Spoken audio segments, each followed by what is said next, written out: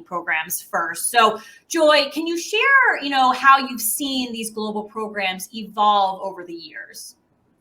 Yeah, so we historically, when we think back, say 5 years ago, most global background screening conversations really were in the financial services and professional services spaces. And we talked a lot about expansion across the EMEA region as well as the APAC region.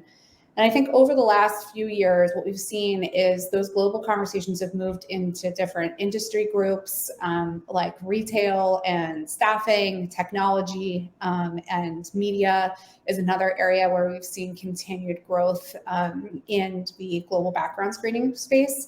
In particular, regions like LATAM have become much more a part of the conversation. I think a lot of organizations have realized that there's a lot of really talented people in those regions with different language skills and capabilities that offer a lot of value to their organizations.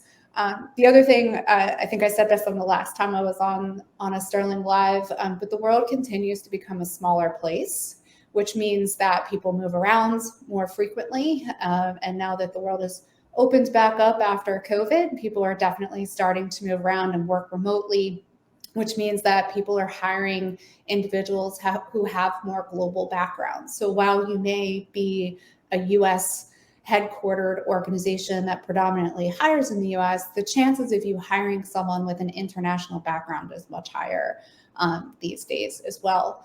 And then the last thing is that we've seen the rest of the world really quickly embrace and think about background screening differently. So the US has done background screening for much longer, and there's still some restricted parts of the world, but we are seeing the rest of the world start to lean into background screening, which means technology that's available to complete background screening is evolving, as well as turnaround times are thankfully coming down in some regions around the world too.